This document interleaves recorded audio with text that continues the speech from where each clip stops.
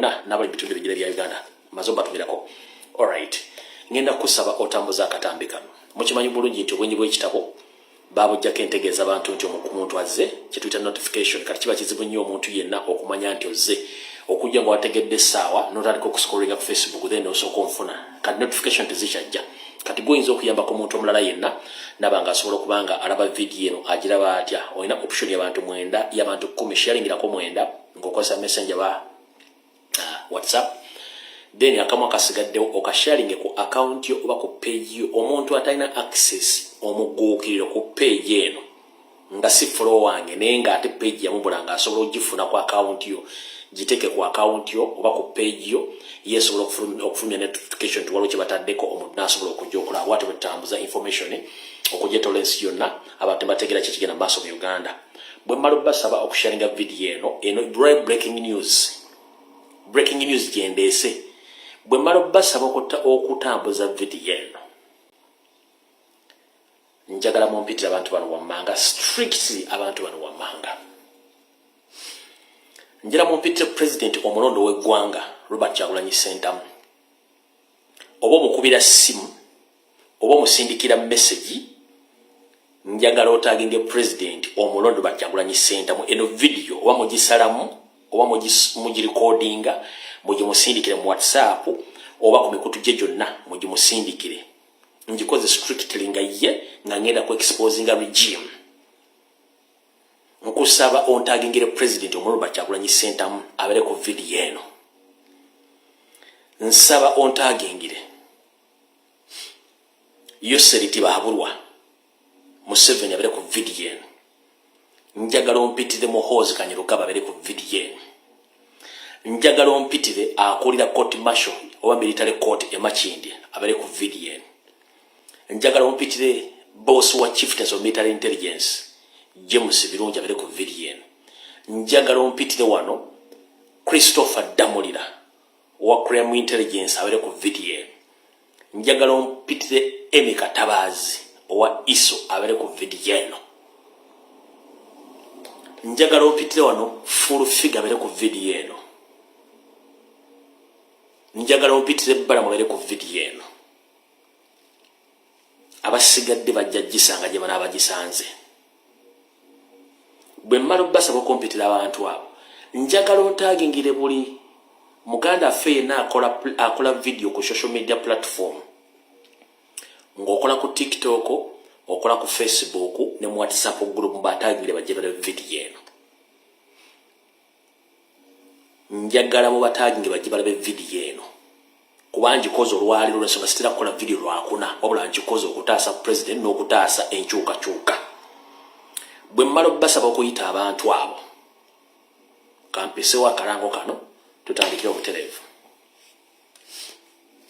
Alright. Naye nga sinatandika kukola kalango kano njera muntagingire wano security team ya president yonna ekulirwa mukulu Edi Mutwe n'abaana bonna babere ku video eno njera mumpite wano omukulu Lupu Jole Senyonyi abere ku video eno ne baloya ba president bonna babere ku video eno kampisewo akalango.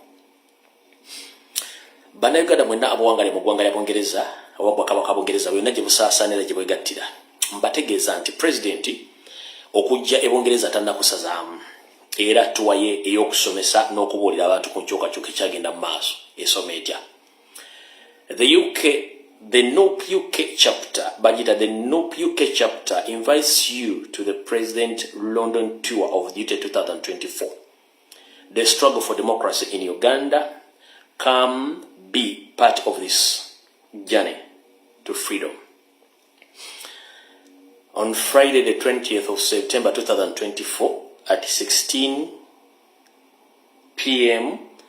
to 12 midnight. The themes are, this event is open to members of the public on first come, first serve basis. Please call any of the numbers below to register your attendance. Kanoke kakulu ennyo. Please note that the NUP UK chapter appeals for your generous donation towards the cost of this event. Whoever wish to donate towards this event, please you are encouraged to use the following details, whether in your UK or your European Union. Here is the bank account. All donation to People Power UK, Barclays business account,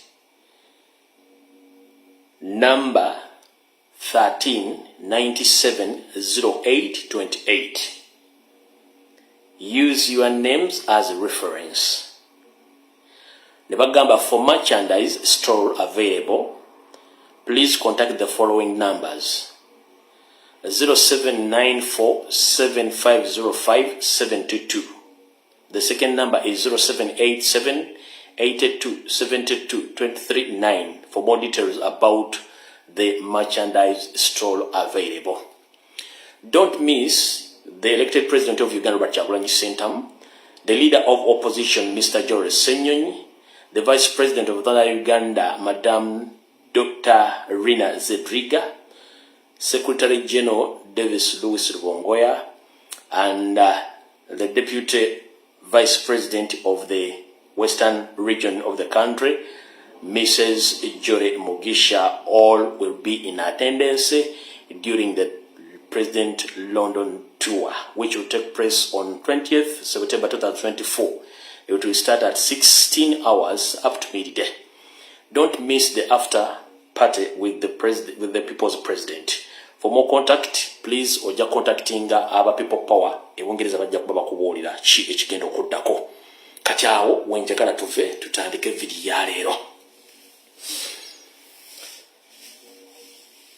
Mu video eya leero njagala muntagingire buli muntu yenna alina contact y'omuntu yenna ng'akola mu embassy eziri mu Uganda, both eza Africa, both eza Europe, eya Bungereza, eya Canada n'eya America. Amanyi asobola okuntagingira UN agitaginge, asobola okutaginga International Criminal Court agitaginge. Buli muntu fuba okulaba nga otaginga abantu abo ku information gyengenda ofulumya olwaleero. Kati ngenda kajja kunyanjula, naye nga sinnakajja kunyanjula, njagadde nsooke mpiseewo obubaka buno bulimu obutegeere. Buli munnayuganda yonna gy'oli nkusaba osabire bakomredi bonna abali mu kkomera, saako n'abo abali mu mbeera yonna etategerekeka. Era musabire nnyo Honorable Segirinya naye asobole okuba nga assuuka. Kyannaku nnyo tumusajja atwayita mu mbeera eno nga bwe nabateddeyo ka video ku mutimbagano, musabire nnyo bambi asobole okuba nga assuuka. Eno embeera gyali mu lwaliro newankubadde mulaba nga alinga omusanyufu naye bambi naye bimusobera. Ka video keeko Saara kateekamu ddoboozi kuba kaddemu oluyimba bw'atyo bw'aliko mulidde Segirinya, Honorable Segirinya. Mumbula musajja ali mu birowoozo naye nga obulwadde omuluma babuyita butwa. Oyo si ye Segirinya afuuli gino gwe twali tumanyi. Ono Segirinya bamweditinga nga bakozesa obutwa. Kati yo bambi bw'atyo bw'ali Segirinya, ali edited by Poison.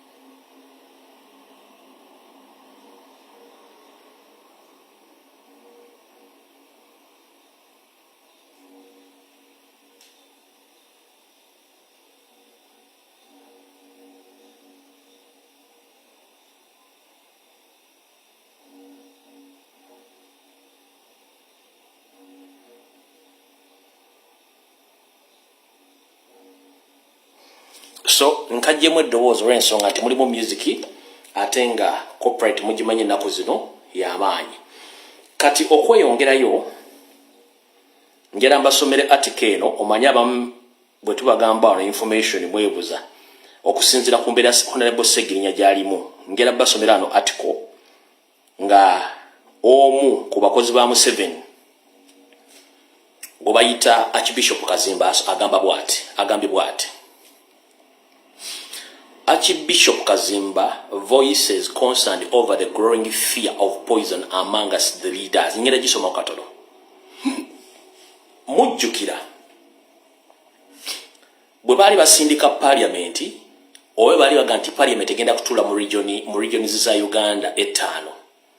Nzire ba comrade banga basinga obunye bakola video. Twabagamba nti mwegendereze nnyo abantu bagenda ogenda mu Northern Uganda bagenda bawerayo obutwa. Gudu enough abafete bagenda abagende banamanyi kina batukako ne ono mukyala yabadde MP ngate minister yawereddwa butola kuba tebaaki bagambye kati mukuziika mu kusabira omukyala ono Kazimba mwe yayogeredde abantu bano bamanyi bitufula kubasiika Kazimba yagambye bwati The Archbishop of the Church of Uganda, Stephen Kazimba, has raised alarm over the increasing fear of poisoning amongst Ugandan leaders, revealing that some MPs avoided eating at church functions due to the concern about their safety. Kazimba remarks highlighted at distributing trends of distrust and fear within the national leadership.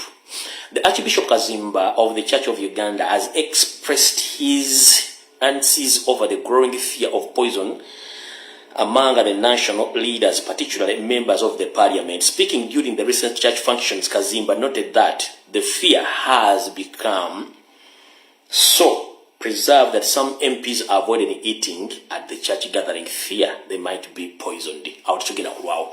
Muzamotegede bintu byetu bagamba muntu tujja ntugebe bintu abandi baloza tuli mu kusaaga wano. Information did what muntu agenda jikuwa tujikuwa noka oba ogenda gisanga ku social media ewasiga tusobola gisanga wo. All right. Kati tugenda tandika katambi ka leero. Otugenda tandika katambi ka leero. Doza katutandikire wano. Nazanye najja ku kusatu nakola akatambi kano. Kankabazanyire tulyoke tusimbule. Nakola akatambi kano ku kusatu era nkataddeyo olweggulo okubalaga mu sharing video. Kankabajjukize kano ke nakola. Chemical ali. Ntwala omukisa gwange guno n'okubasaba n'obuwombeefu nti tuyina ensonga nnyingi nnyo ezitulekedde mu maaso naye tulina okusomoozebwa. Ngekola kubasaba ku nsonga zonna ezigenda mu maaso ku baganda baffe abaasibibwa mu makomera g'amagye ebyobufuzi nga mulabanga ebitandisa okukyukamu yesi bitandisa okukyukamu olw'okuba ndi gavumenti ya Museveni bwete bwekola ebintu byayo. Naye ngenda basaba n'obuwombeefu nti essaawa zino tuleme kuteeka kazito ku baganda baffe abali mu kkomera oba abaateereddwa nedda. Njala tukole bwe tuti. Kwata obulumi bwo n'obukyayi obuse ku Museveni, obuse ku court martial, obuse ku Balamu, obuse ku Fulufiga, tobusa ku comrade. Comrade amaze emyaka 4 mu Kolokoni nga yasibibwa ku nsonga z'ebyobufuzi. Muntu nga ffe afuna okusoomoozebwa, omuntu oyo alumbibwa ne bamukyusa obwongo ku nsonga enkyamu, omuntu oyo alumbibwa ne bamugamba ebigambo bikyamu, omuntu oyo alumbibwa ne bamukola mu kye baagala nga baagala akkirize naye nga naawe kimanyi tazzangako musango. Ebyobufuzi bya Museveni bw'ati badde abukola ebbanga lyonna. Gwe omutuufu n'akufuula omukyamu ate n'ayagala yeefuula omutuufu. Kati mu nsonga eyo ngenda kusaba tokomerera comrade yenna akyali mu kkomera oba n'oyo yafulumye. Wabula kwata obukyamu bwonna n'ennyiiko giteeke ku Museveni, ku Balamu, ku court martial, ku court of justice, obuteekane ku full figure. Nkusaba bulungi nnyo. Ensonga yino wano wammanga. Ffenna njala tukkirize tulwana protecting Robert Kyagulanyi Ssentamu president waffe n'enkyukakyuka. Si bwe kiri nti ye. Ffenna tumanyi nti okulumba omuntu yenna tumulumba either alumbye president, alumbye national platform oba alumbye struggle. Z'empagi ssatu. Kati comrade yenna ali mu kkomera gwe baakyusizza obwongo nga tannasala layini kulumba president, tannalumba nkyukakyuka, tannalumba struggle. Please cease fire. Tolumba comrade yenna muleke. Sijja kamala olw'embeera y'obudde. kale kansubire Museveni atuuse abasajja basemwayo mwenna abatamanya byayitako nti omuntu yenna omusibe obyobufuzi tibamutulugunya tibamutta tebamukola biki tebamukola bikolobero. Ngenda kuzanya katambika jjajjaffe mu byobufuzi omugenzi Paul Kawanga Ssemwogerere bwe yali nga akola okwogerako eri eggwanga mu mwaka gwa 2008 ennaku z'omwezi zaali 10 mwezi gw'omunana 2085 nga gavumenti yali mu buyinza obwo etadde abannabyabufuzi abaali ba political prisoners 1000 nga tebaliiko misango gyonna gye bataddeko okompeyalinge ne Museveni owaaliro biki byakola. Then tusimbule video bwa breaking news amalala batugenda gattako malagatte kwata ebigambo bino. Ennaku z'omwezi zaali 10 kyali bali ku State Square Kampala. Ennaku z'omwezi 10 omwezi ogw'omunana 2085 Dr. Paul Kawanga Ssemwogerere yali ayogerako ngali mu gavumenti y'omugenzere kati General Tito Okello Lutwa nga bakkiriziganya okusumulula abasibe bannabyabufuzi abali bateeddwako emisango ne babata Museveni kyatasobola kukola. Tutandise kati katandikira kano ka video then about breaking news. Your Excellency, the Chairman of the Military Council and Head of State, General Tito Okello Lutwa, the Chief of Defense Forces, Lieutenant General Basilio Olara Okello, members of the Military Council, the Prime Minister and the Cabinet, I am here in my capacity as Minister of Internal Affairs of a 2 weeks government to perform the blessed duty to introduce General Tito Okello Lutwa, released from prison over 1,000 political detainees left behind by the Obote regime.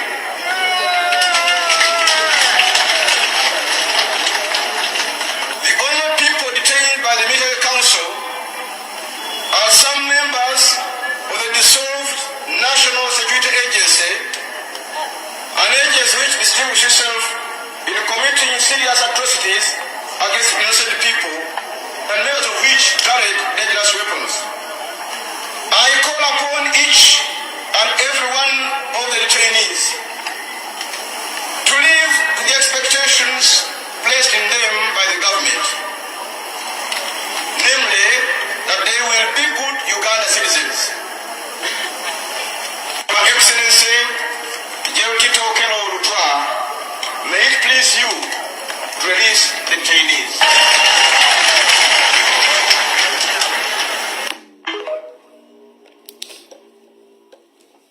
General Tito Okello Lutwa wattu mugenzi, Dr. Paul Kawanga Ssemwogerere wattu mugenzi.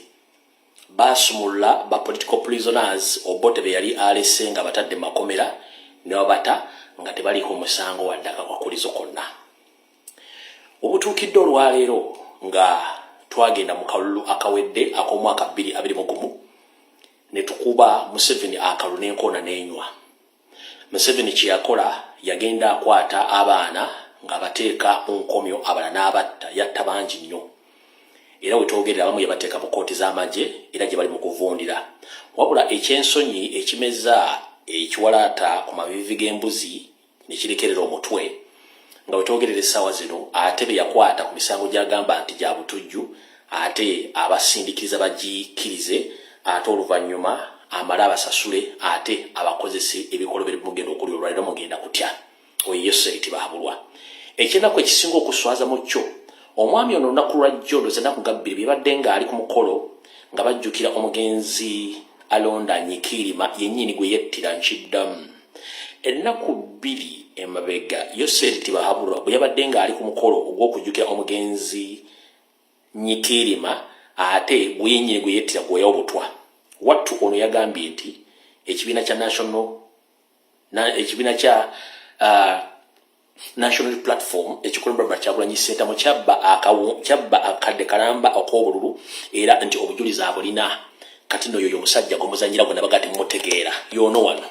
As a consequence of that, I have now got all the evidence that in the last election, Noop cheated by 1 million votes.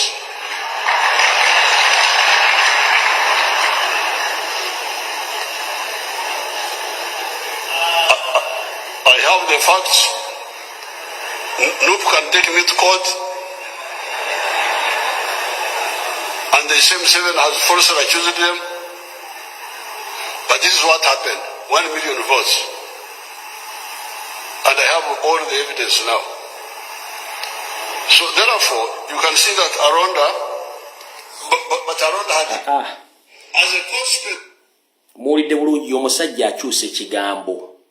Yatubba kati ate. Omanyi njaga bwe mba nkola live zino. Njala nnyo mbategeeze nti Museveni bw'ayogera ennyukuta E, manya tayogera ennyukuta E, aba ayogera ennyukuta B. Kinjagadde mbasomese mu video. Museveni bw'ayogera ennyukuta E, aba tategeeza E, aba ategeeza ennyukuta B. After 3 years n'emyezi giguddemu, awulire n'agamba mbu Nuupu yamubba akalulu. Akakadde kalamba n'obujulizi abulina. Kitegeeza ki gwe gy'oli? Kankukuddiremu okawulire. So that I have now got all the evidence that in the last election, Noop cheated by 1 million votes.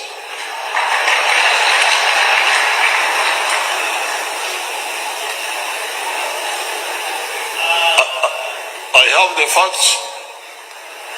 Noop can take me to court. And the same 7 has falsely accused them. But this is what happened. 1 million votes. Tetugenda kugendayo. Kati bw'owulira omwami oyo ebigambo by'ayogera n'otunuulira kubanga jjo nabadde n'akantu ke nabagambye obbazanyira lwakuba nadde sikazanye jjo kaakano wano.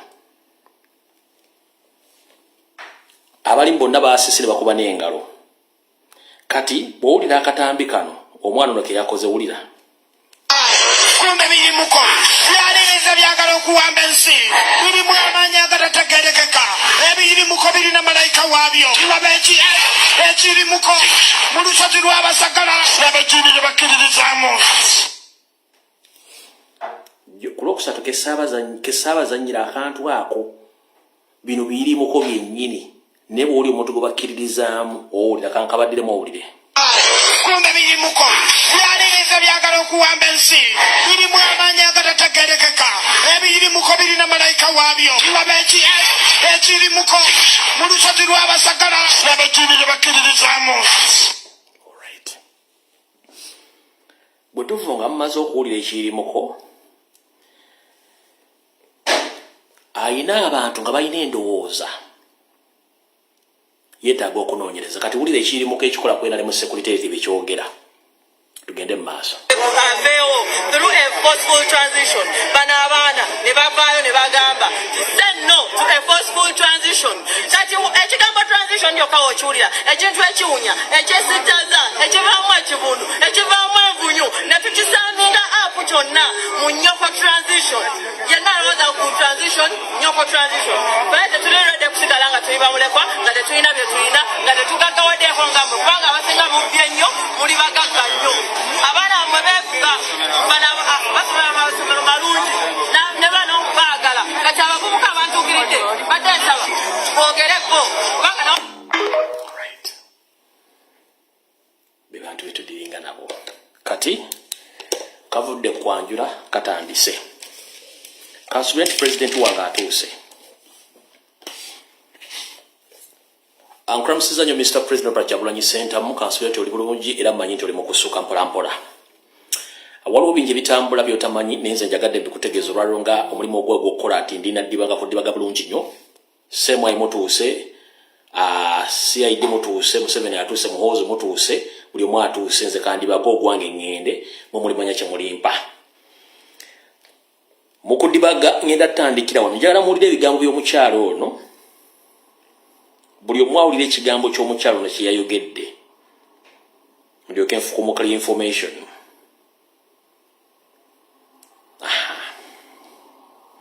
Muwulire ebigambo by'omukyalo ono bye yayogedde full figure mubesingeko information jengendo buberenga muri well vast na information jengendo bawa njera muri ebigambo ka video kano nakabazanyira njera mukaddemo lwalyo muka comparing information jengendo bawa president omanyi ogendo kuzza kona buli kimu n'abantu mwenna ulira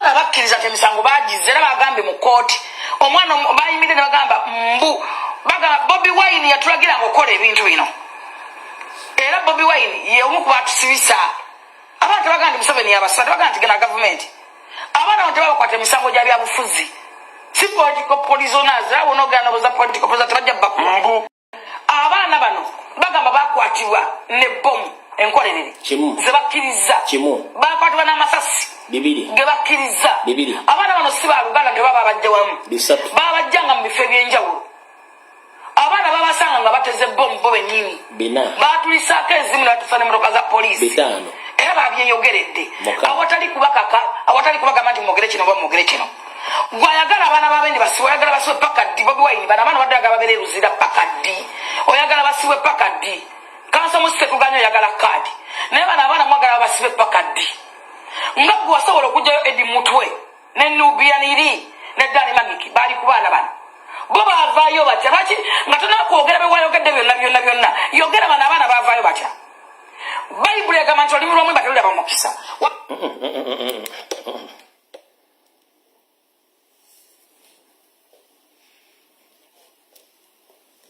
tewekwasanga bayibuli nga bw'otamanyi kusoma katabo ka Hamu kasomedde emyaka 3 togezanga ne weteeka mu bayibuli ng'ogisoma tuyambe awo tukomye kati kansoke entereza omukyalo ono bw'oyogera ku president n'oyogera ku Edi Mutwe ne Nubianiri n'abalala be bakwata mu kusooka awo banjawulo kokko ne ku bano be mulina olwaleero bintu bibiri byanjawulo Nubianiri Dani Magiki Edi Mutwe eyo regimu yanjawulo nnyo ku baleero twogera ku baleero be bakwatanga okulonda kuwedde ompulira bulungi nnyo mukyala fulufiga ekirala mu mateeka omusango bwe guba mu kooti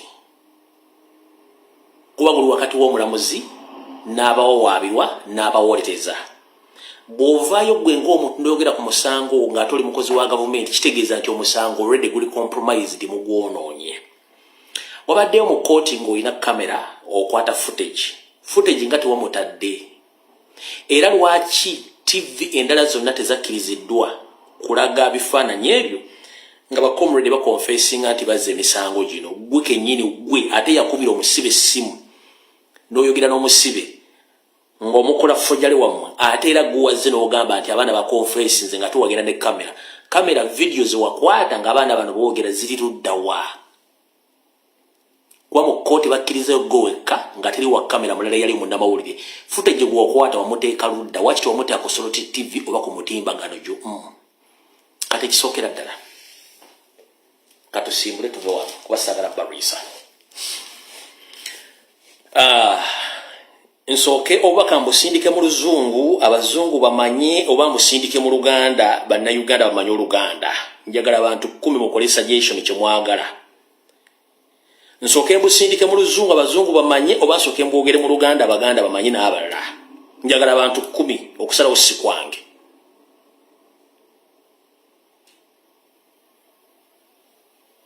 mbalinze tuwanguwe bangambye both oyo omu byonna babiri Ingilisi mixi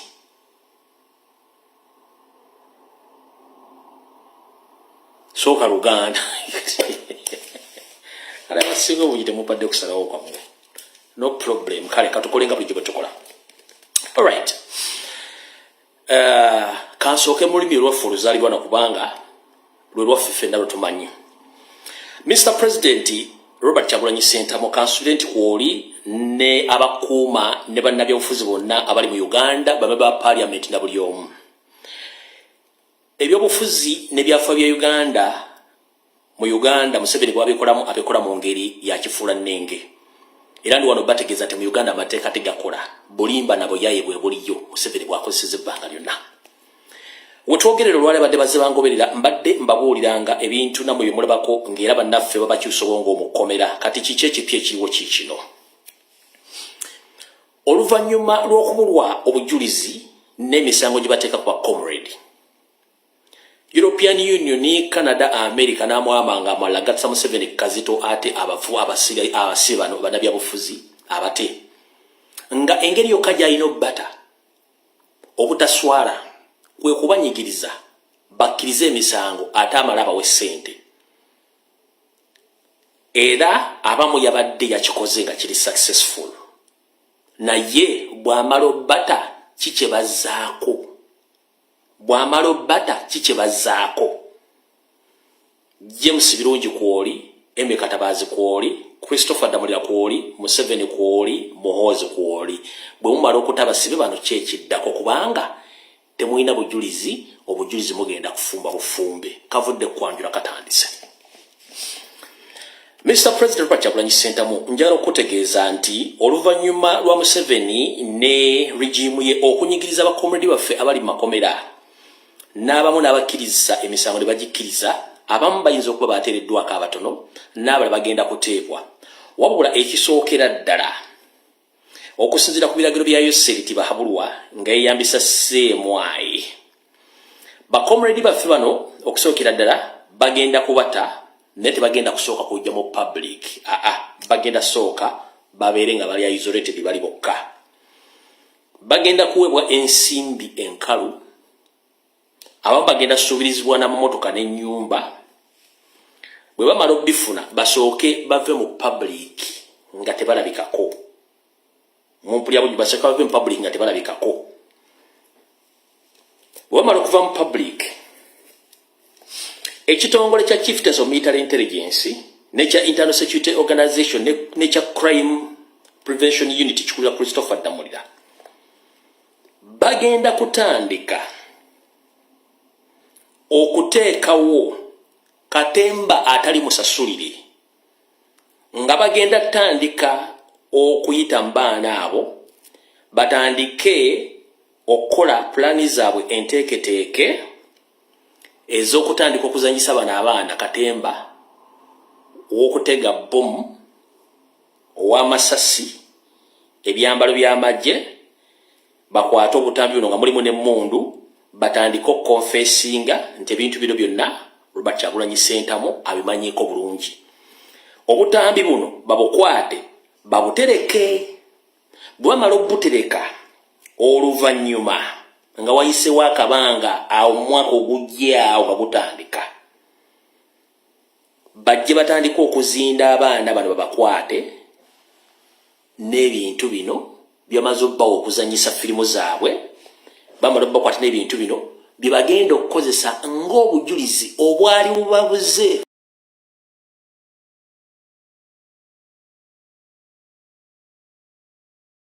for the good 4 years emabega.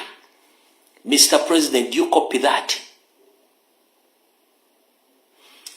Same way, Court Martial, ISO, Crime Intelligence, tebayina bujulizi. Wabula mukuta abaana bano bagenda bata babaweemu akaseera bawummulemu ku ndagaano ze baakola balina okuzannya firimu ez'okulaga nti babasanga n'ebbomu enjingirire. Ono fulu figa byayogedde mu katambi kali ayogera omu amagamaga manyize nkuwa reference sinnakawansi fulu figa byayogera mu katambi kano abakkiriza emisango bagize era bagambe mu kooti omwana bayimidde ne bagamba bagamba Bobi Wine yatulagira ng'okola ebintu bino era Bobi Wine y'omu ku batusibisa abantu bagamba nti Museveni yabaswadde bagamba nti gena gavumenti abaana bano tebabakwata emisango gya byabufuzi si political prisoners abo n'ogenda boza political prisoners tebajja bakku abaana bano bagamba bakwatibwa n'ebbomu enkolerere ze bakkiriza bakwatibwa n'amasasi ge bakkiriza. Abaana bano si baluganda nti baba bajja wamu babajjanga mu bifo ebyenjawulo.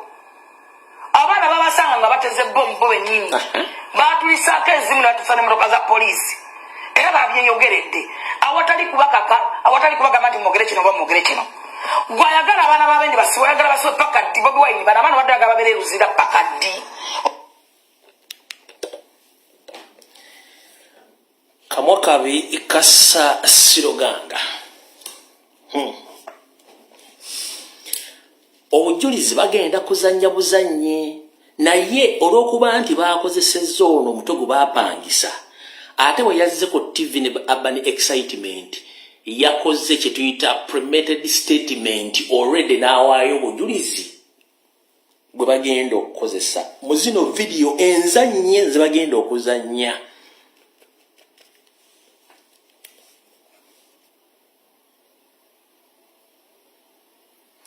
Bakozesezza ono gwe baapangisa omutwe omutali bwongo olwa urban excitement najja ku TV n'ayogerera ddala ebiri mu information eno nga bwe babikoze bwe bagenda obistaging.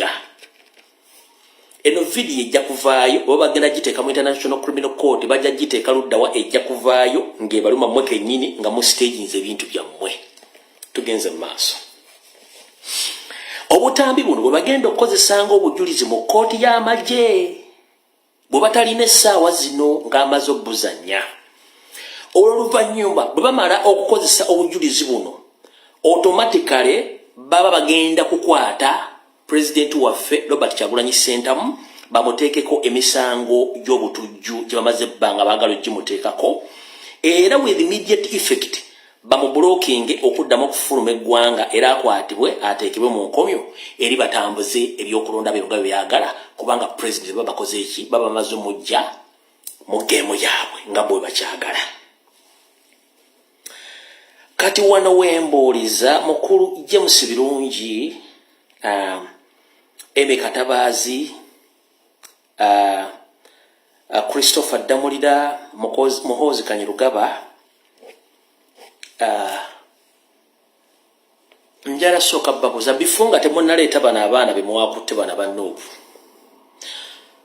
ffe tukyabanje emundu zaaluwa muzisooke muziteete muziwennyiniza ogwe mwazikwata nazo emundu zaaluwa.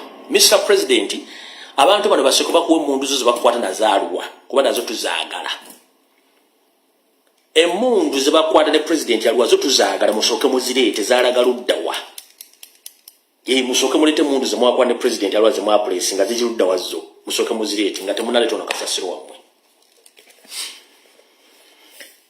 Kooti y'amagye ejja kuleeta obutambi buno n'abavubuka bano ng'amaze okusomesebwa kye tuyita coaching mu kooti okubikozesanga obujulizi okuba nti balumiriza Robert Kyagulanyi Ssentamu nti yabadde akola ebintu bino byonna era nga abasuubiza okujjako gavumenti nga bakozesezza ebintu ebyo byonna. Kati yensonga lwaki nti bano abantu essaawa zino bali mu kunoonya botya bagenda okuba nti bajjayo obujulizi obwo. Kati obwa bbomu amasasi uniform ebisosonkole kati oluvannyuma ng'amaze okukola kino abaana bano bagenda kuweebwa ensimbi bagenda kuweebwa ennyumba bagenda kuweebwa n'emmotoka okukkiriza pulaani y'abana abasajja. Kati ekirala kiikino bajja kugezaako nnyo okulaga eggwanga nti vidiyo zino nkadde nnyo baali bazikwata dda before nga tebannakwata ba comrades bano abali mu kkomera. Either bajja ku backdatinga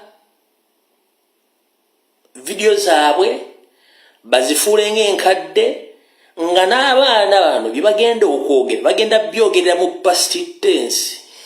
Past tense mugimanyi omuntu ayogera ekigambo naye nga kyemabegako tekiri kalenti. Kati bana mu video zibagenda okukola zigenda kubeera backdated nga ne stories zonna bazikolera mu past tense. Past tense yenjogera omuntu wayogera ebigambo ng'abyogera akulaga nti ebintu bino byayitako kebbanga emabega byayitako kaakaseera emabega nti past kwe kuyitako. Kati bagenda kubanga boogera video zino n'ebintu bagenda bakokinga bigenda kubeera nga bikaddemuko nga baagala obbinyigiriza bikwatagane n'ebbanga we baba bakwatira. Kati mukulu James Birungi Emi Katabazi Christopher Damulira buno bukodyo wona yemukola mazina ga nkima bino byenjegero olwali byogedde mu Luganda ngenda bidda mu Luzungu ensi ebitegeere.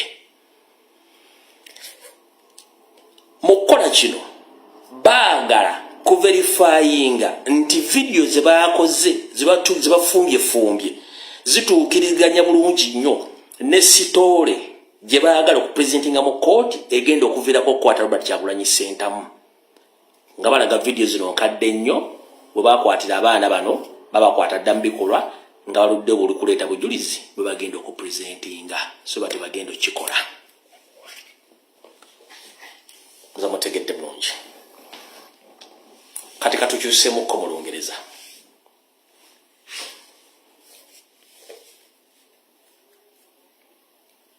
So, ladies and gentlemen, most especially the international community, I'm here to inform the international community, mainly the US government, the Canadian government, the UK government, and the European Union, plus other African leaders and African embassies in Uganda.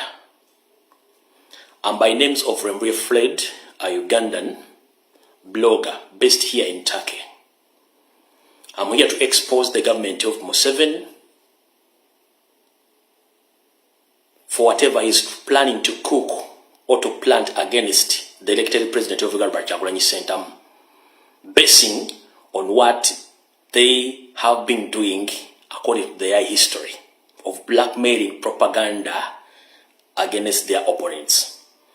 As we speak right now, you have been monitoring the social media platform, including the mainstream media in Uganda, that the government of Museveni has tried their level best to blackmail His Excellency Robert Kyagulanyi Ssentamu by paying all bloggers, TV presenters, radio presenters to go against Robert Kyagulanyi Ssentamu. 4 years back, during the 2000 elections, which Robert Kyagulanyi Ssentamu won by 75%, some of our comrades, 18 in numbers, and those who are not known where they are right now, they were arrested and they are being tried in the military courts without proof or evidence of why they were arrested. Due to the pressure which is keeping mounting on Museveni that he should release all the political prisoners, now, because he doesn't have any evidence against those comrades, he had resorted to compromise the families of those comrades, compromising even the religious leaders who have been sent day and night to those prisons to convince our comrades that they should accept those charges and they must be forgiven by Museveni's regime, which is not right, because when you arrest someone, you prove that, if you arrest someone, you prove that he has a case to answer and you produce the evidence. Right now, Museveni has no any evidence against those comrades. What he is doing right now, he had already compromised the families of some comrades. He had compromised TV presenters, radio presenters, and he had been using some of his ministers and his propagandists on social media who have now embarked on blackmailing and trying to promote any blackmail or any kind of relating Robert Kyagulanyi Ssentamu and the story which is same why ISO and ESO, they are trying to cook or to blackmail Robert Kyagulanyi to implicate him in the acts of terrorism in Uganda. As we speak right now, some of our comrades have been compromised or forced to accept those cases by the regime. And what they agreed on is that these boys and girls who were arrested 4 years now, they accepted that they participated in the terror attacks in Kampala and other areas, which is not true. Their main aim is to target Robert Kyagulanyi Ssentamu, to implicate him in terror acts so that they broke him to stand against Museveni and even to put him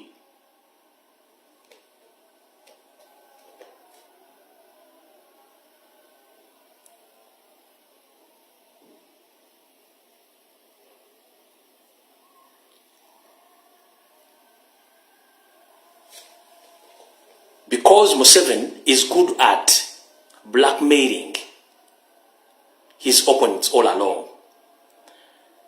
If you recall or you remember, during Richard Kano Chiza Besigye, when he contested against Museveni, he did the same. Right now, his main target is Robert Kyagulanyi Ssentamu. What they want right now is to implicate Bobi Wine or Robert Kyagulanyi Ssentamu in order so that they arrest him and they put him in prison and charge him with terror or with the terrorism charges. They broke him from standing against Museveni and even to block him to access any way of going outside the country. So now they want to use these comrades who are still in the Communicado to stand as witness against him by force. That is their plan right now. They are planning. So I'm here to inform the international community. Whatever evidence, same why ESO, Museveni and Muhoozi they are going to bring or to produce against Kyagulanyi Robert Ssentamu in the coming months, or either the end of this year or the beginning of the next year, take that evidence as blackmail or propaganda. Because history doesn't favor Museveni. Or political history doesn't favor Museveni. He's good at blackmailing and propaganda. He's the one creating rebel groups and terror groups in Uganda. He's the one behind Kony. He's the one behind Alice Lakwena. He's the one behind ADF. And the leader of ADF, Jamiru Mukulu, is now in Rosetta prison and is tried in civilian courts. Who is known that he had been leading ADF, Allied Democratic Forces, a rebel group. He had been tried in civilian courts. But right now, these comrades of ours, the civilians, who did nothing, they picked them from their residences where they have been staying.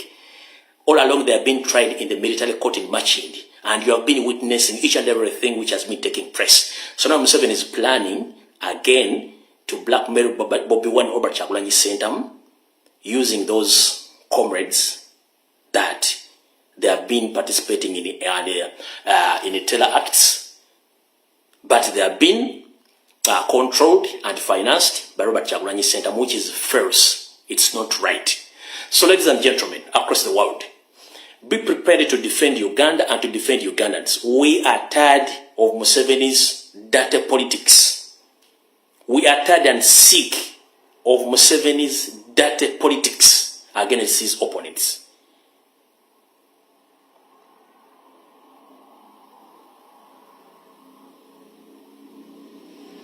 He doesn't have any kind of evidence against those comrades in the military courts.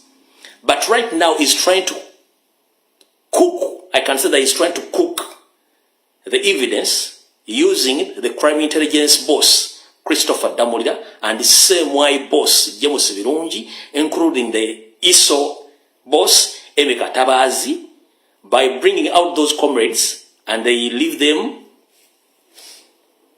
to go out free, but thereafter they are going to be instructed to start acting like they have been doing such activities around Kampala. So be aware. The US Embassy, the US government, the Canadian government, the UK government, and the European Union, be aware of this act, that any time Museveni is willing to arrest Robert Kyagulanyi Ssentamu and charge him with terrorist cases or charges, using the cooked evidence which they are planning to cook right now. Because all along for 4 years they have been charging those comrades without evidence. How come that after convincing or forcing them to accept the charges, now is trying to bring out the evidence because they want to arrest Robert Kyagulanyi Ssentamu? So, ladies and gentlemen, that is the message. And I want it to be loud and clear.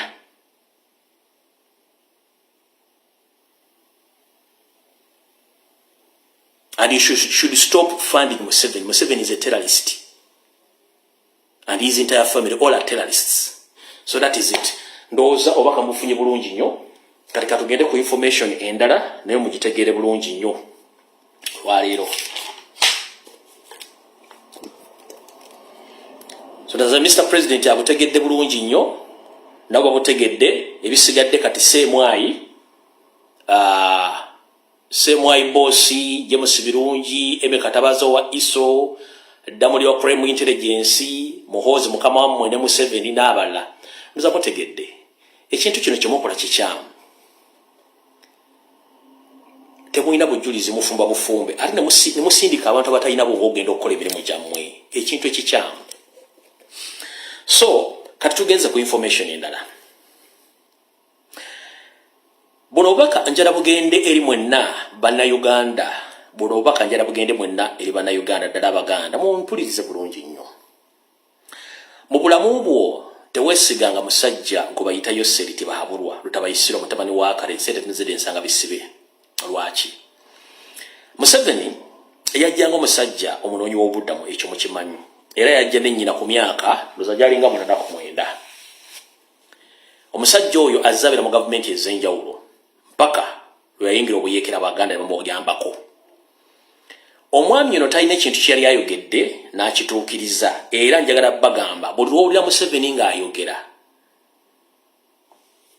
bw'ayogera bw'ati kitwale nti byayogedde si bituufu. Kyusa bukyusa emboozi gy'ayogedde ogivuunike eyo gy'aba ategeeza. Kyusa emboozi Museveni gy'aba ayogedde givuunula ogikyuse yentuufu gy'aba akugamba gy'aba akugambye si ntuufu. Kyekiriwa.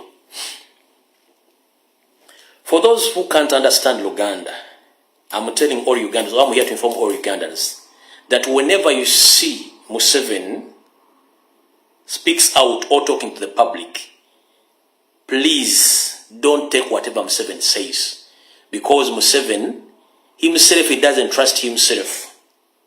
Whatever he says is not true. Whatever he says is vice versa. To prove you this, let me first continue with my statement here.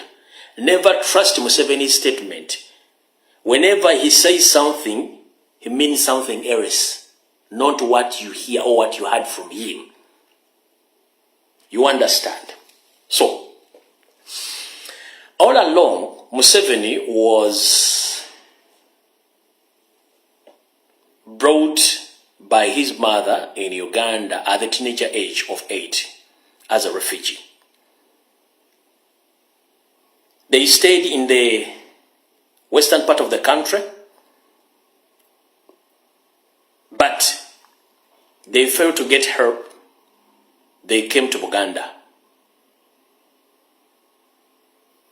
where I grew up, with the help of Uganda and some Rwandese origin who came in Uganda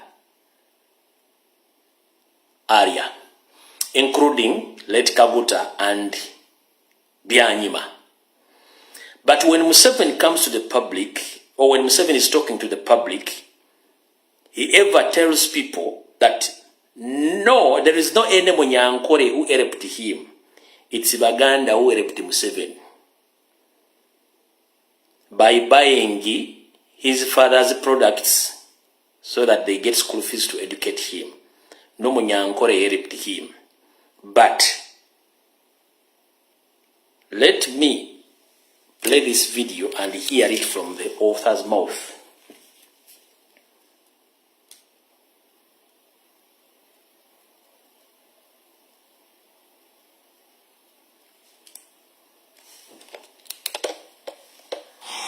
Baitu omukusoma kwange taro Munyankore no Muyankonyi,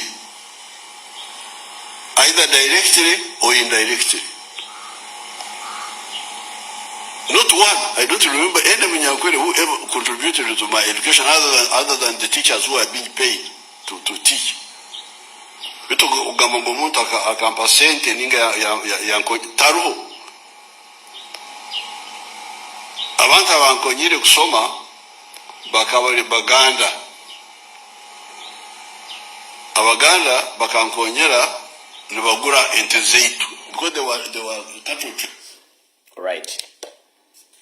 You have heard it clearly from him that no Banyankore helped him during his trying moments. It was the Baganda who helped his family to bring him up. But, fun enough, as I told that you don't trust Museveni's statements, no Munyankore and no Munyarwanda helped Museveni. That's true. But the fact is, Museveni was helped by late Winnie, late Byanyima, and Kaguta.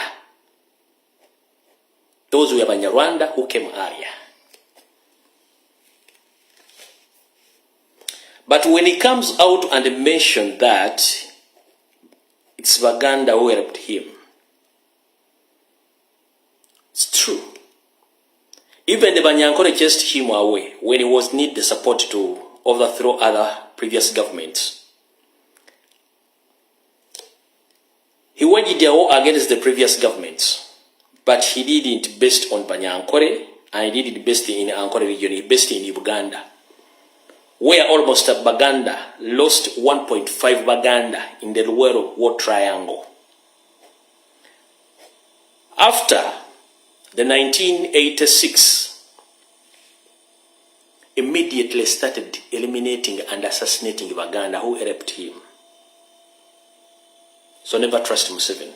As we speak right now, when he say that Baganda helped him, but Museveni is against Baganda, right now, he is doing whatever in his power to put down Baganda and to put down Buganda Kingdom and to put Baganda out of business, out of politics, and out of each and everything. Why do you say that Baganda helped you and you are fighting Baganda hardly to the extent you want to wipe out Baganda out of Uganda? So who is fooling who?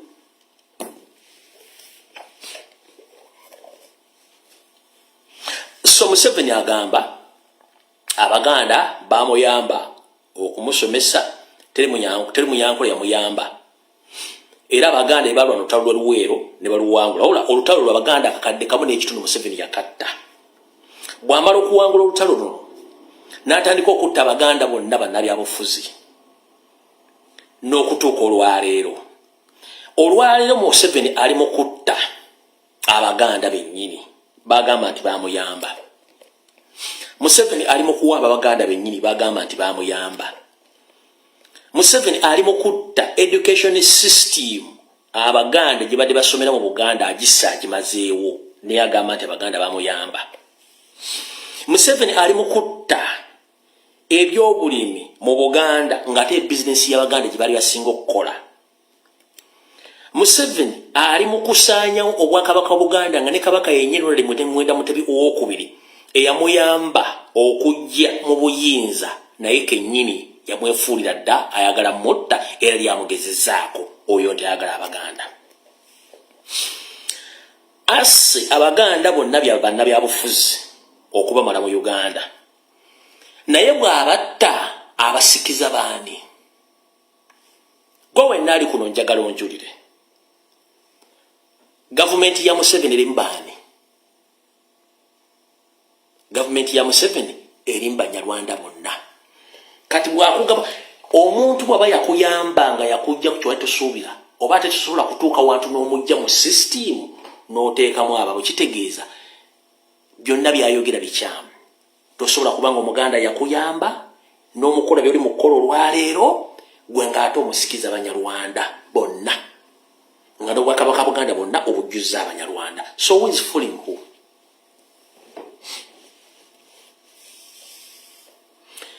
Who is fooling who? All ministries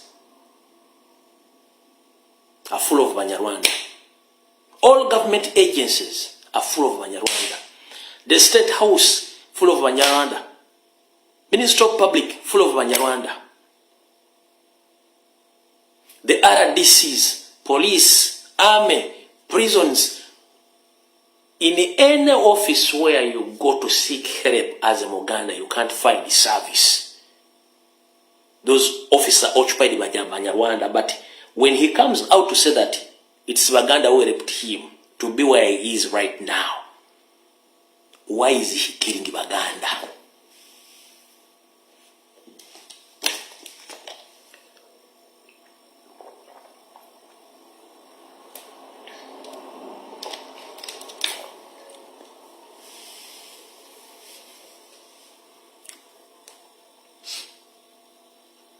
I'm not tribal, because in Uganda when you speak the truth, they call it tribal statement, but I will defend myself. I'm not tribal. These are the facts which are on the ground.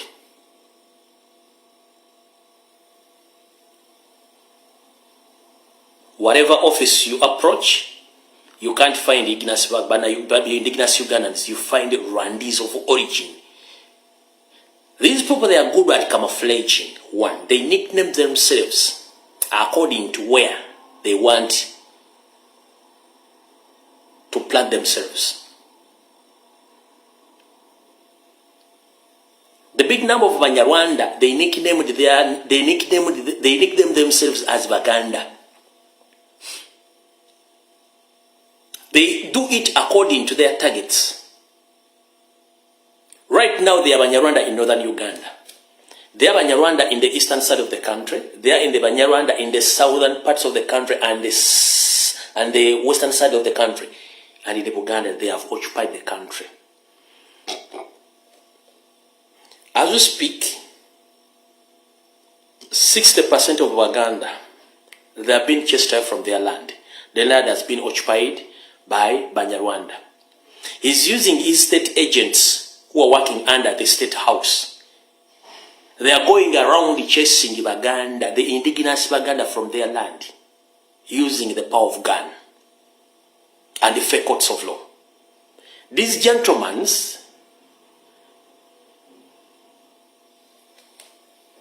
in a brief way, I can call them that they are organized criminals, and they are carrying out organized crimes against Baganda. When I say organized crimes and organized criminals, mbategeeza kino. Abasajja bano bakola emisango emiteeketeeke nga ne bwono omutwala mu mateeka tosobola musanga kuba ye mateeka. Kati egyo emisango emiteeketeeke giba emiteeketeeke bulungi nga tosobola gusobola. Kati bwogenda gye tuyita organized crime, emisango emiteeketeeke nga tosobola gisobola. Kati kye tuyita organized criminals be baziba emisango abateeketeeke obulungi okuva kwero C1, kwero C2, kwero C3, kwero C5, bamemba parliament, bannaddiini, bannabyabufuzi bonna nga buli bali connected. Okubira ono essimu chairman ettaka lyange bali tutte na gas mune siriwo omwana wange yalwadde akabengo kumba ategedde. Noga mumpe essimu ya kansala nti ate nze siriyo zensonga zikwase n'okubira gundi. Ogenda okulaba mu chain y'ekintu ky'obadde ogoba buli gw'okubira essimu akuletinga down. Ogenda okutula nso kitegeera nga yonna gye tuyita chain. Those are organized criminals. Ne bw'okubira reverend father, oba ne bw'okubira pastor, ne bw'okubira judge, ne bw'okubira DPC, ne bw'okubira OC, ne bw'okubira OCCID, bonna ekintu baba kiri mu bulungi nnyo ekyo tuyita organized crime. Buli stage w'otuuka baba kimanyi. Njagadde okukola akatambi kano nga nkateekamu Oluganda n'Oluzungu, buli muntu asobole okutegeera beewunza tebamanyi Luganda bategeere nti mu Uganda tulina ba organized criminals. Nkibanyonyere ba organized criminals be baani. Organized crime nakyo kibanyonyere mukitegedde bulungi gye misango emiteeketeeke.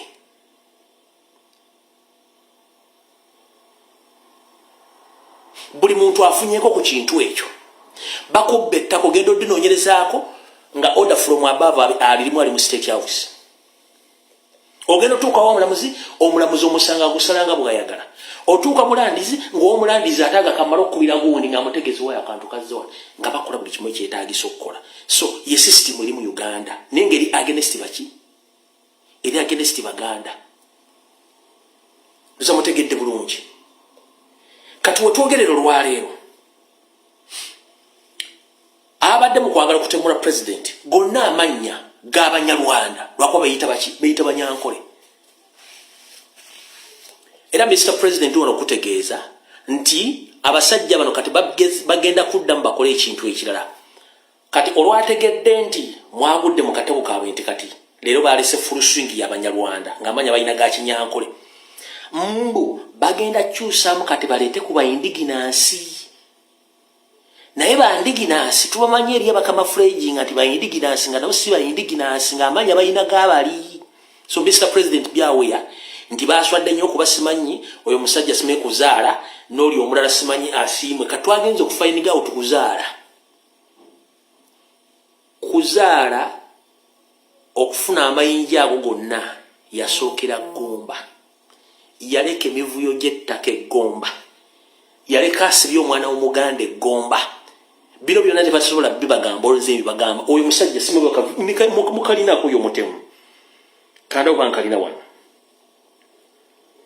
genda kuwona omwaka ivu tulabe kuzaala aluwa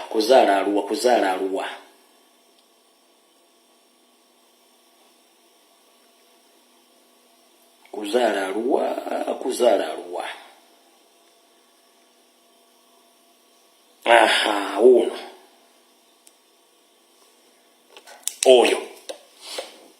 oyo kuzaala ono yaleka yonoonye Gomba kati laba nono munne Mwesigye bonna amanya balina ga kiki ga Kinyankole Kikiga nenga bonna Banyarwanda.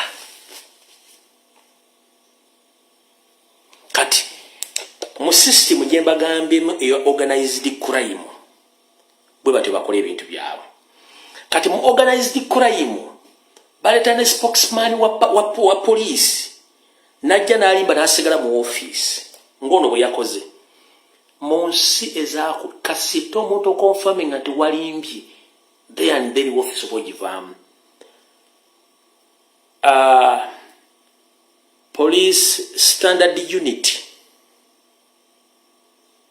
Minister of Defense ono Lushoke Lutumu Wakitumwa ave mu police ng'obudde bukyali eno statement gyakoze eri treasonous.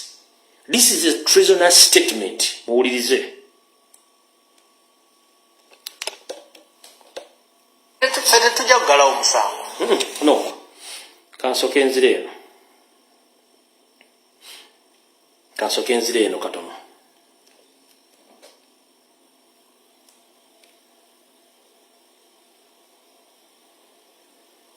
No kansoke wano we yagambidde bw'ati.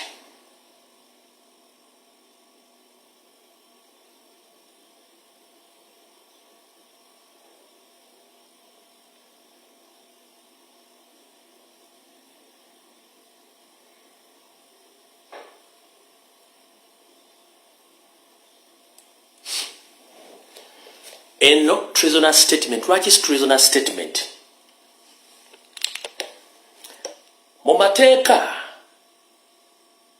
omuntu bwajja n'awa omusango ku police bw'amala okuguwaaba n'awa obujulizi police n'enoonyereza omusango gufuuka gwa gavumenti era fayiro esanctioningibwa n'etwalibwa mu kkooti omusibe n'atwalibwa wa okumuvunaana.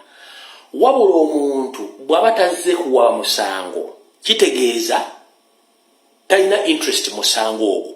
Kati gwe police n'ekitumwa ojjawa interest musango gwe batazizzaako musango kikulwa ate ojjawa interest egamba nti kayeyogerere police yazza omusango ku Robert Kyagulanyi Ssentamu era talina gwe yawaabidde wabula police emukaka ajja ggolewo musango. Wulira fete tujja kugala omusango tujja kukola ki weeguli bw'ali wulira nga asobola otuwa statement ye twagala ne medical records or medical report fe tujja kutandikira. So, Mr. Chitumwa, you are not supposed to be in that office because you are in the wrong place, dealing with the wrong things which you can't understand. It's the police which committed the crime against Robert Kyagulanyi Ssentamu. Police This wasn't the police. It was SFC which was dressed in the police uniforms. You understand? So you committed a crime against Robert Kyagulanyi Ssentamu. So Robert Kyagulanyi Ssentamu is not interested in opening a case against the police. Which police is forcing him to come out to open a case against police? And you are forcing him to bring his medical records or medical reports against you. Are you a fool? Because you sound like a pit latrine, Mr. Chitumo. You sound like an open pit latrine. Because it's you who committed a crime against Robert Kyagulanyi Ssentamu. Now you ask him for the medical report. For him, he doesn't have any interest in that case. Why do you force yourself on someone who's not interested in you? Eteka sibwito birigamba. Mwa akuba Robert Kyagulanyi Ssentamu nga amajeka SFC gamba de uniform ya mwe nga wagala mutta. Gwe kennyini atogama nti omusango mugulese guli open ajjangulu akugule kwali ku police yennyini amukoja bagula ko musango ye full. Enchime wazo gwekibira. Chituma, are you a fool? You sound like an open pit latrine, which is full.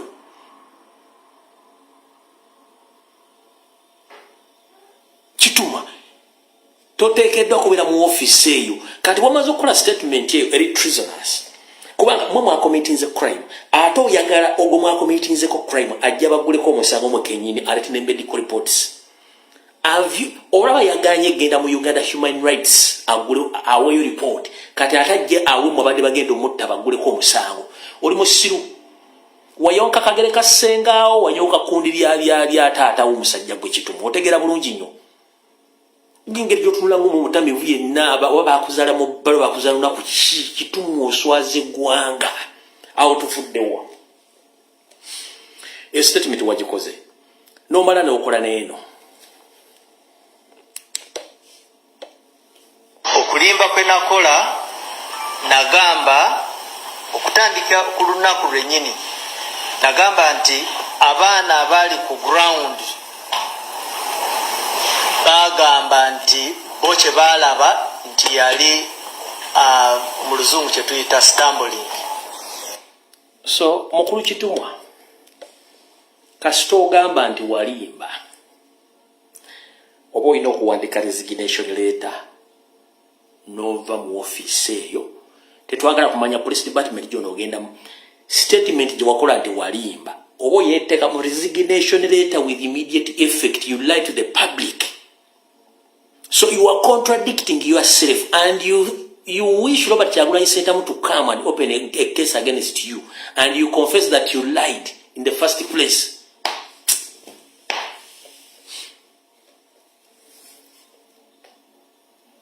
Chituma, common sense is common, but not everyone. You might be qualified to be in that office, but you lack common sense. The moment you say that you lied, warimba, you are not supposed to sit in that office anywhere.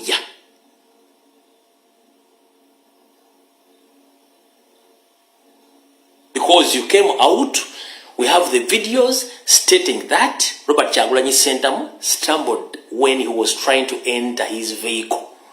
Now, in the second video, you yourself, you are saying that you lied to the public.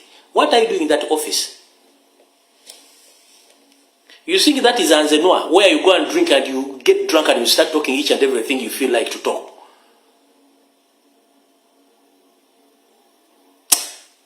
I wish you nanga still there. Kubange nanga ya kulimbanga bulungi polite nga asibye tai.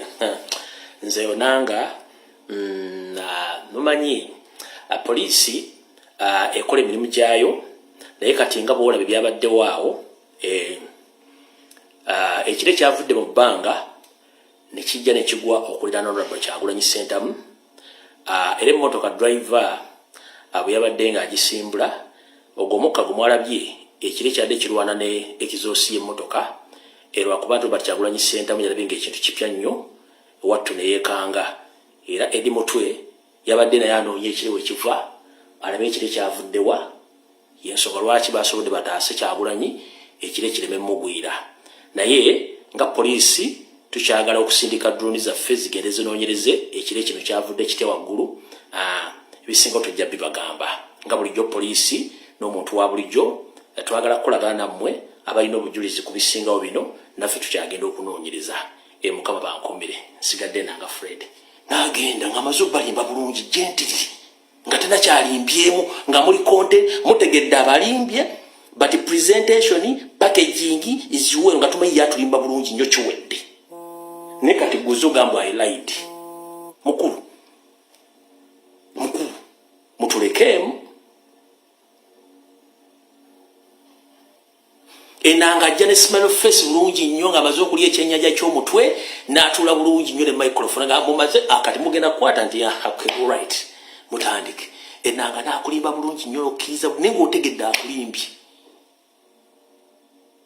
kale mwagenda muntu ali mu interpol gyatamanyi biri mu interpol oba oli misango ki musajja tumamujja ku prophet ne Harvard University yakkiriza nti waliwo professional police lawyer is a Harvard University yakkiriza kuba balabanga video z'enanga nga is very happy very healthy smiling while lying professionally nga bakkiriza nti enanga is good at that.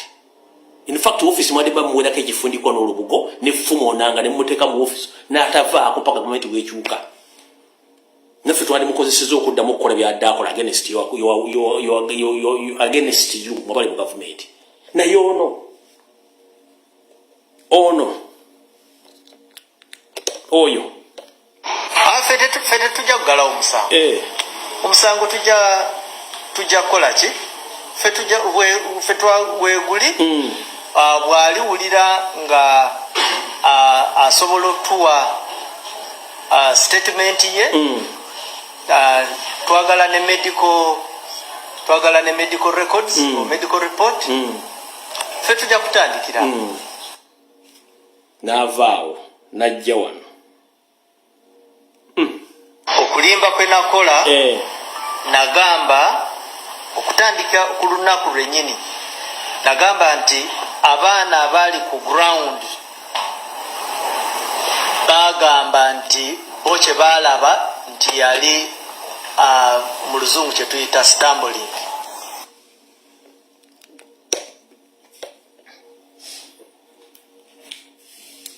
Although cow mentality is common in Banyarwanda, but the cow mentality is not common to Kitumba, Rusoke. Yes, cow mentality is common in Banyarwanda, but it's not common in Kitumba, Rusoke. No, he lacks cow mentality. Kitumba, you are lacking cow mentality. In fact, you have goat mentality.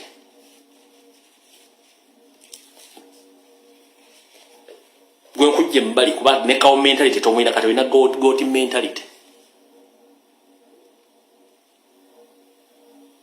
In the civilized country, whenever you say that you lied to the public, a police spokesperson, you are gone. Tosobola kubera mu office. So cow mentality is common in Banyarwanda, but for you, you are lacking cow mentality. You have goat mentality. Period. Kubanga tuchumwe mu mulimbwa mwagala obalaza obusiimuule. Mwagala nnyo okubeera mu kamera nga mweraga ne mutamanya nti buli kifo kirinako bannyini kyabalina kibeerako. Awo tuvuddewo. Awo tukoze ki? Tuvuddewo. Abantu b'Ekkalamojja twagala bategeeza mwenna mutegeere olwaleero nti Museveni yajja amanyi okutagetinga region zagenda okutagetinga era ng'azimanyi. Janet omuwa Kkalamojja tekyatandika jjolo yafuuka minisita Kkalamojja abaali bakipulaninga dda. Wabula Janet bwe yasanga Bakkalamojja mu ntandikwa era n'afuuka minisita Kkalamojja era yabaleka nga kyebasangamu kyeki balimu ate okuggyako bajjako ebyabwe n'abasaanyizaawo ddala. Ono yali Janet. I understand. Lindako. Zali yali mu Bakkalamojja mu 1991. Janet yali agamba Bakkalamojja nti basaanidde okweyambisa enkola y'Abahima ey'okulunda saako n'enkola ey'okwagala ensi yaabwe n'okwekyusa mu mbeera zaabwe ez'abantu wano mu 1991 ono Janet wabula bino abyogera nga tanafuuka minisita Karamojja oba yali afuuse simanyi naye tanafuuka minisita Karamojja wulira. I understand the Karamajonga's problems because I myself come from a background that is very similar to the Karamajong because I come from a cattle keeping people and they have very similar problems, except that the difference we have is that our people don't raid other people's cows as much as the Karamajong do, or not, at least not in these times. They probably used to do in the past, but no more. After they realized that it was important for them to live in peace with others, to be able to live peacefully themselves. So it was interesting for me when I went to see Amanyata, similar to the way that people live in Nyamshozi, except that people have open gates now to their kraals, while you people have to crawl into your kraals because they want to invite people to their homes and also go out of their homes with freedom. You must realize that it is necessary for you to crawl into your kraals to make it impossible for your enemies to come in. But you actually are enemies of your own selves, and you invite enemies because you are always forever fighting with other people. I would like therefore to invite some Karamajong women to come to Nyabshozi to visit traditional Bahima homes to see how similar their lives are, and maybe they may learn to adopt some things that people in Nyabshozi do, and I will provide you with transport, I promise that.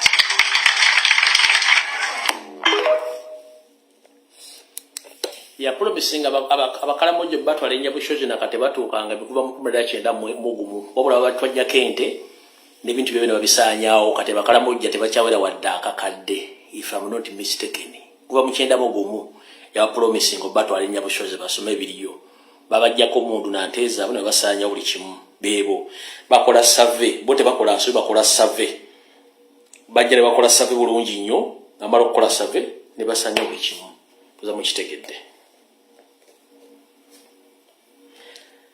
Kati omwami ono bwe bate bannamusasula ssente ayogera ebigambo n'ogamba nti oba yakomyewo engulu baba lumusasula ssente taddamu kwogera bigambo bituufu ng'ayogera matankane ng'empale ya Museveni. Kandi nga sinagenda eyo waliwo omuzannyo ogutandise okukyukamu gwegulwa omukyala gwenvudde okuzannya oyo Janet Kembabazi. Ennaku zino waliwo ekintu kye batuzanya kye butannategeera. Polegirigi etambule kuba kampeyini yoseeri bino byonna byakola atambula kuba kampeyini kati batadde ne Lwabwogo yatandise okuba kampeyini yatandikidde mu eastern side of the country naye ng'agiyita simanyi agricultural search program naye nga si agricultural program atesitinga amazzi kulaba alinayo obuwagizi under the influence of his mother-in-law Janet Kembabazi okuba nti ayagala mutabani wono yaba afuuka presidenti kasokewe ebifaananyi then mbogenda ka footage mutegere ne Lwabwogo bamutadde naye ali mu kutambula naye akuba campaign. Where is the footage? Who no one? Kati ono musezi naye bamutadde akuba campaign huyo musezi w'ebiwowolo n'otunyu tutambulira ku ngulu night dancer huyo n'olusozi mubanya ava mu east n'olusozi mulumanya ava mu east weyabaddeawo naye yatandise okuba campaign omusezi yatandise okuba campaign mulaba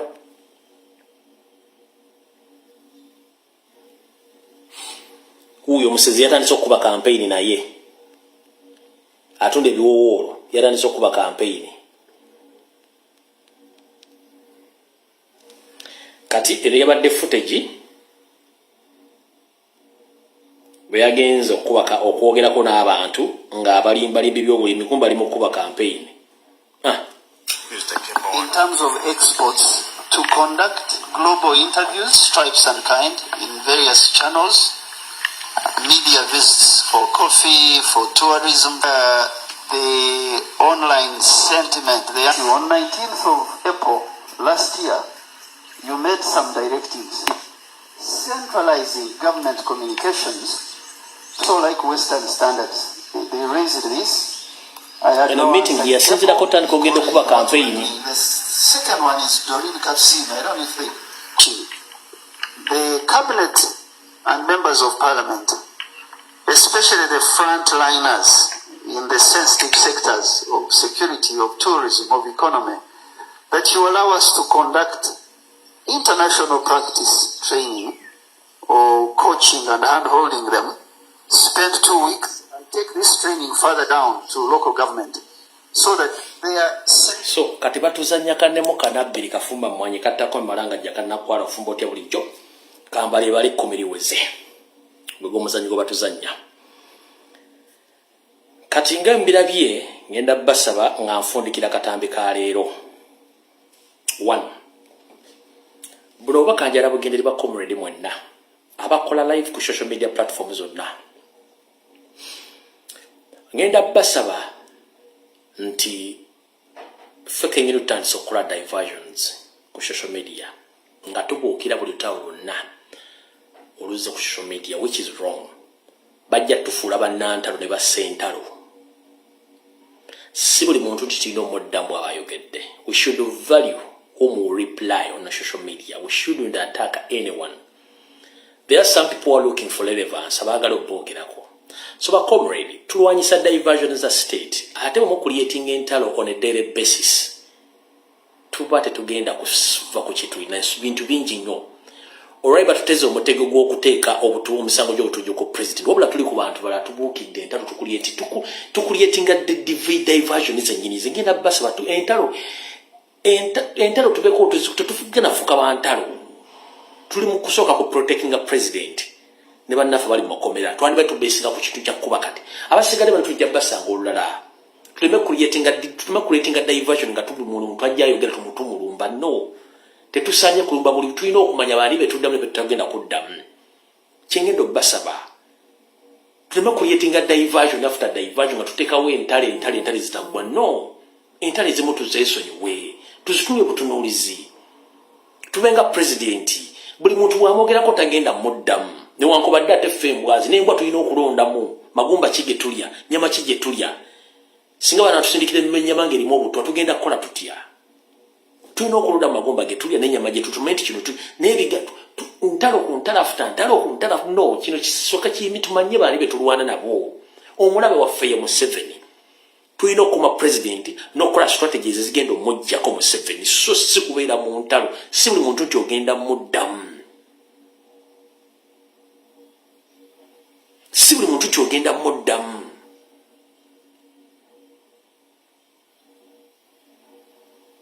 Tulina ebintu bingi nnyo ebyokukola. Kwe kubadde okusaba anaabakyulidde obulungi Mukama yeebazibwe. Anaabayagala okukyuliramu engeri gyenkyogeddemu nga ndala si kugaana kyulira mu ngeri gy'oba okyuliddemu era olwaddemu ekitula nga bw'oyagala. Kwe kubadde okusaba kwange. Kubanga nze mubeera abantu bannobondera bizinesi simala gaddamu buli muntu no. Kubanga Museveni akozesa abantu okujja otteekawo ekintu muni mukyugwira ne mujje ne mukola entalo. Ye ng'ayisaawo ebiye. Kitezi twamwera be tuli mu ntalo no. Batutege entalo ezimu ntegeke. Entalo ezimu ntegeke. Nekibalemye okutegeera.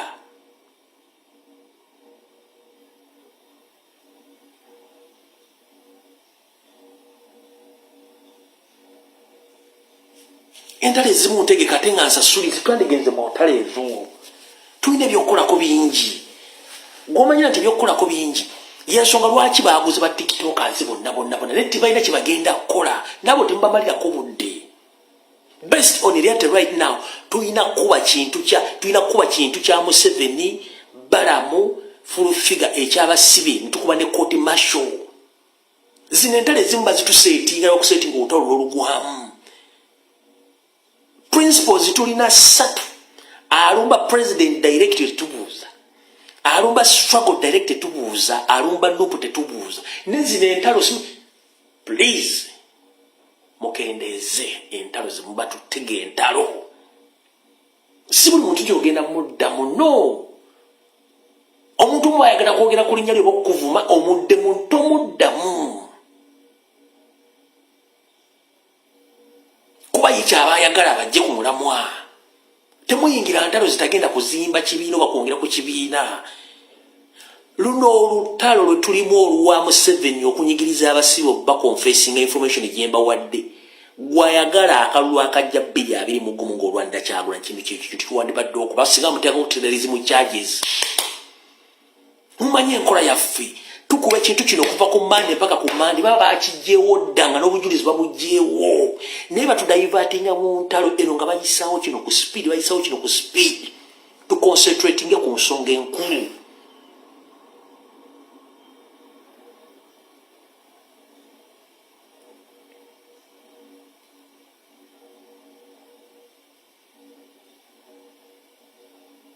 tuconcentratinge ku nsonga enkulu kino ekintu kyemuyisizaako amaaso ekya Museveni okufuusinga abaana okukkiriza emisango kinene nnyo kuba kano akakodyo Museveni abadde akakozesa kati ekintu kino tujje mba comrade abasibe ba prisoners tubateeke ebbali at the moment we leave them alone tukalakate Museveni tukalakate Ssemwayi eso crime intelligence balamu ne police ne muhoozi ne military court betu batukalakate sawa zinentalo muziveeko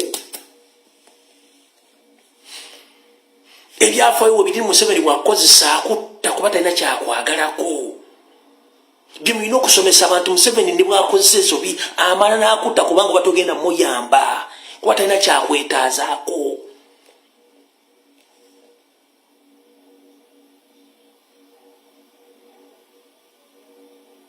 banange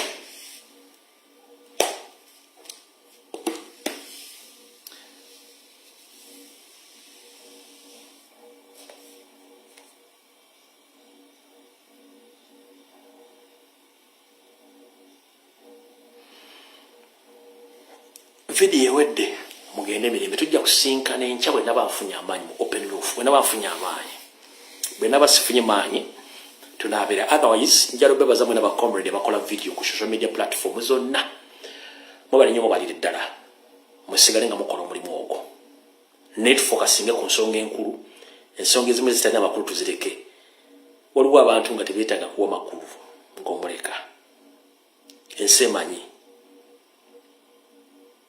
wala batabasana kuwa makulu ng'ensi emanyi buli kimu ekimanyi so by'ebigambo bya Mukama bakuuma takumira mpeera